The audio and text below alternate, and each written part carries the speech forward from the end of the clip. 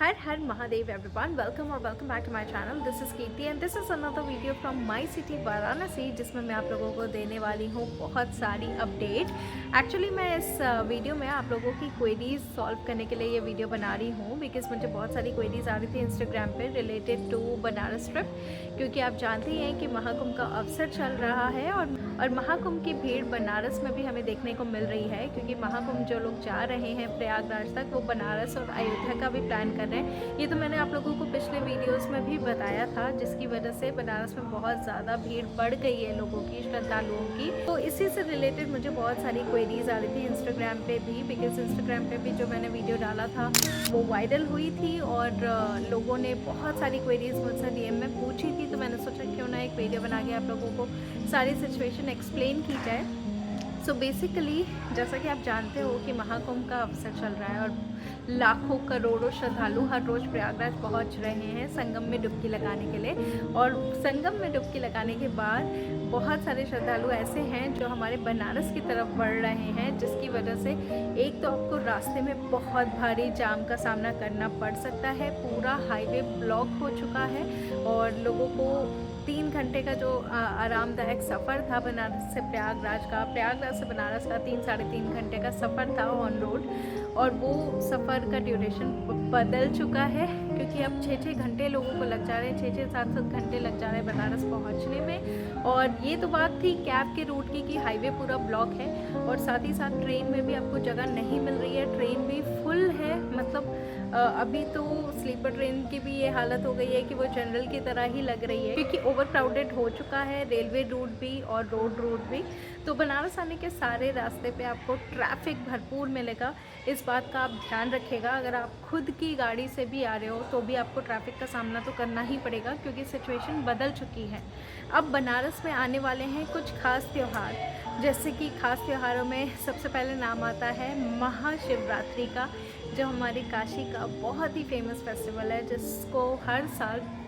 काशी में बहुत ही धूमधाम से मनाया जाता है। तो महाशिवरात्रि के अवसर पे बहुत सारी भीड़ बनारस हर साल आती है, और ये तो महाकुंभ है तो महाकुंभ के अवसर पे भी बहुत सारे लोग बनारस डेली बेसिस पे तो आ ही रहे हैं, और बहुत सारे लोगों का प्लान है कि वो शिवरात्रि पे आएंगे। और साथ ही साथ दूसरा फेस्टिवल है जो होली का। होली भी बनारस में बहुत ही धूमधाम से मनाई जाती है। होली के पहले भी कुछ रिचुअल्स होते हैं, लाइक मशान की होली होती है, रंग भरी एकादशी होती है, जिसमें हमें बहुत ज़्यादा लोगों की भीड़ देखने को मिलती है। लोग बनारस का प्लान करते हैं, आते हैं यहाँ के मशान की होली देखने, रंग भरी एकादशी देखने। तो उसकी चलते भी बनारस में हर साल भीड़ होती है, लेकिन इस साल एक्सपेक्टेशन से ज़्यादा भीड़ होने वाली है, क्योंकि महाकुंभ की भीड़ भी हमारे बनारस में आ चुकी है, आ रही है, लगातार आ रही है, और बहुत सारे लोगों का प्लान भी है। तो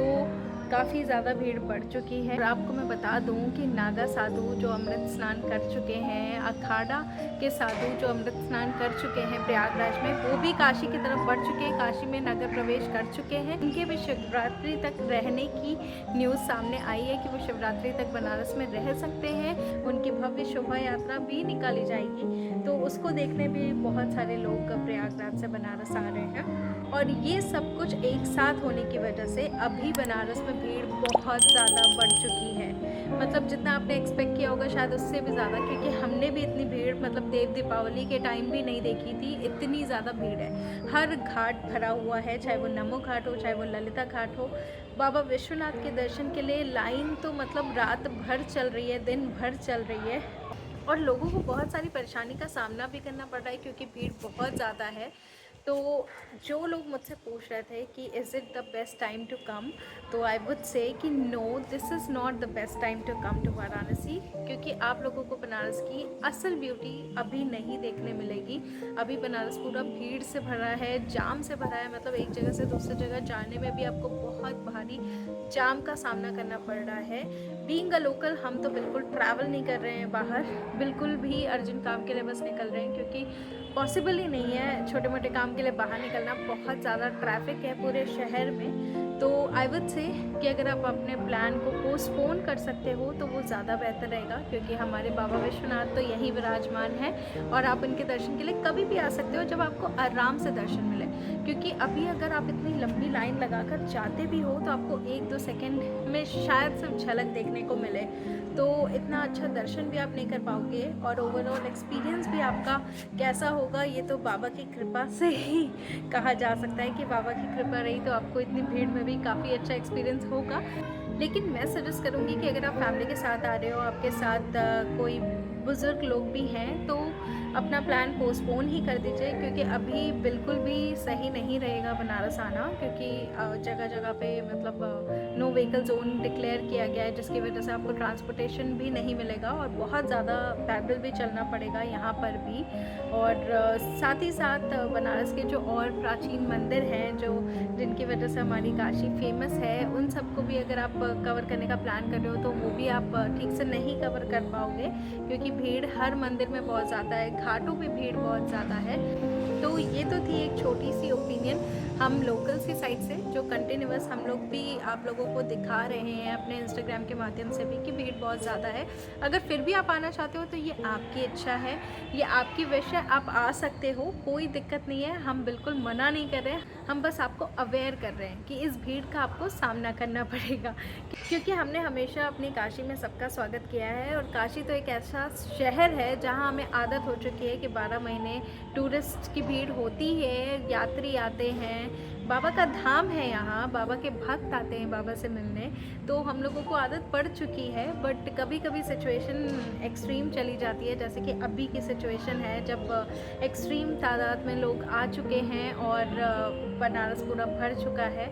तो उस सिचुएशन में हम लोग बस अपनी तरफ से कोशिश करते हैं आप लोगों को यहाँ का हाल बताने की, और अगर आप फिर भी आना चाहते हो, फिर भी आपका प्लान है, तो कोई बात नहीं, आप ज़रूर आइए, बाबा का दर्शन करिए और मैं तो कहूँगी इसके बाद भी ज़रूर आइएगा, क्योंकि इस बार तो शायद आपको काशी की वो छवि ना दिखे जिसके लिए हमारा बनारस फेमस है। बट हाँ, अगली बार अगर आप शांति से किसी ऐसे टाइम पे आएंगे जब आपको काशी का असली रूप दिखेगा, तो वो ज़्यादा अच्छा एक्सपीरियंस आपके लिए हो सकता है। तो वैसे तो मैंने सोचा था कि मैं एक एक करके क्वेरीज़ का आंसर दूंगी, but I think mostly queries का आंसर हो गया है। ज़्यादातर लोगों ने यही पूछा था कि भीड़ कैसी है, तो मैं आपको बता दूं, भीड़ तो रहेगी, होली तक रहेगी, हर साल आती है भीड़ होली पर, और ये भीड़ होली तक रहेगी, क्योंकि लोग आते रहेंगे जाते रहेंगे, बट हाँ, होली तक ये सिलसिला चलता रहेगा, क्योंकि अभी महाशिवरात्रि आ रही है जो काशी का एक भव्य उत्सव है, और साथ ही साथ रंग भरी एकादशी, मशान की होली और होली भी आ रही है, तो आपको काशी में भीड़ का सामना तो करना ही पड़ेगा एटलीस्ट होली तक। तो ये थी एक छोटी सी अपडेट हमारे बनारस के बारे में, और आई होप कि बहुत सारी क्वेरीज़ का मैंने आंसर दे दिया है इस वीडियो में। अगर इसके अलावा भी आपकी कोई क्वेरी है तो you can put in the comment section, और मैं कोशिश करूँगी कि उसका मैं रिस्पॉन्ड करूँ। आप चाहो तो मुझसे इंस्टाग्राम पे भी जुड़ सकते हो, बिकॉज मैं इंस्टाग्राम पे भी बहुत अपडेटेड हूँ, और सारी क्वेरीज़ मैं कोशिश करती हूँ कि इंस्टाग्राम पे ही आंसर करूँ, तो आप मुझे इंस्टाग्राम पे भी फॉलो कर सकते हो।